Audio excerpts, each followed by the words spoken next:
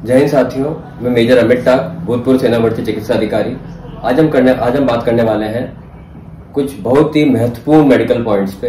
अगर जो किसी बच्चे को मिल जाते हैं तो उसको एक बार सोचना पड़ेगा बहुत गंभीरता से कि आगे तैयारी करनी है या नहीं करनी है।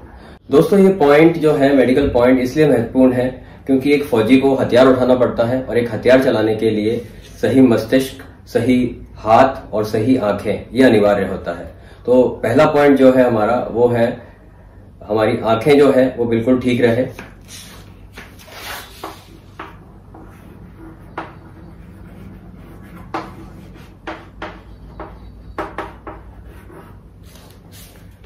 तो आप देखेंगे पहला जो पॉइंट है वो है कॉर्नियल ओपेसिटी।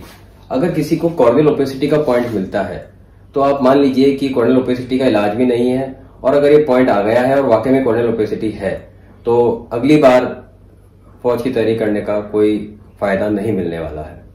इसी तरीके से अगर दूसरा पॉइंट की बात करें वो है डिस्टेंट विजन।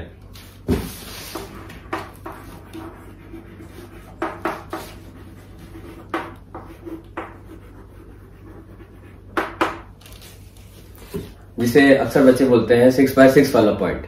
ये वो पॉइंट है जो कि अगर जो रिक्वायर्ड डिस्टेंट विजन है वो कम है, क्योंकि डिफरेंट पोस्ट जो है उसके हिसाब से इसके मापदंड थोड़े अलग हैं। इसके बारे में किसी और वीडियो में अपन चर्चा करेंगे। बट अगर ये पॉइंट है, डिस्टेंस विजन का पॉइंट आ गया है, तो डिस्टेंस विजन को भी सही करना ना के बराबर है। अगर लेजर से करते हैं जो कि कई जगह पे अलाउड नहीं होता है, तो डिस्टेंस विजन का पॉइंट है तो इसको भी अपन ठीक नहीं कर सकते हैं। तीसरा जो पॉइंट है वो है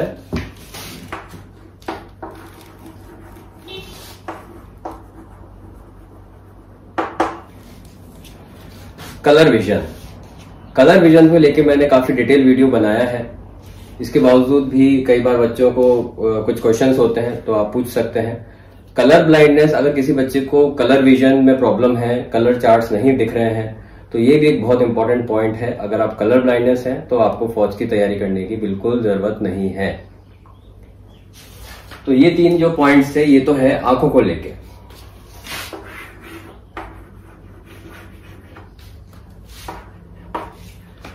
चौथा जो पॉइंट है वो है हाथ को लेके, हमारे फिंगर्स को लेके।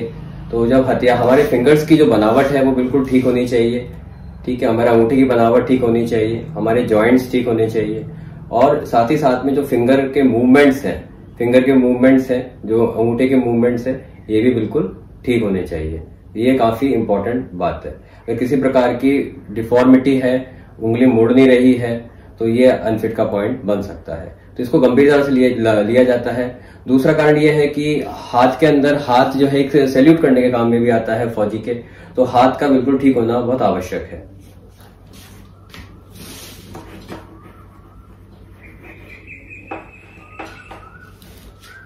अब पांचवा पॉइंट एक और है।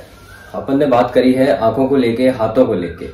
अब मैंने कहा था कि हमारा जो ब्रेन है उसका भी फंक्शन ठीक होना चाहिए।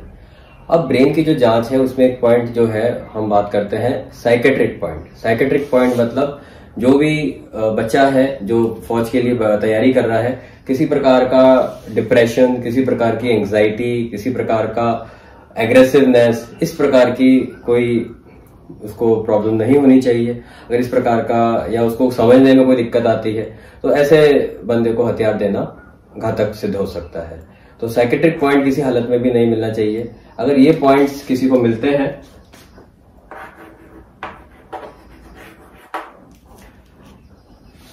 तो मामला गंभीर हो सकता है। आपको आगे की तैयारी करने से पहले एक बार गंभीरता से सोचना पड़ेगा। तो आशा करता हूं ये वीडियो आपको पसंद आया होगा, और आपको अगर किसी पॉइंट पे या किसी मेडिकल पॉइंट पे ऐसा लगता है तो आप अपने विचार जो है कमेंट बॉक्स में शेयर कर सकते हैं। तो ज्यादा से ज्यादा इस वीडियो को शेयर कीजिए, फॉलो कीजिए, लाइक कीजिए। इसी के साथ धन्यवाद। जय हिंद।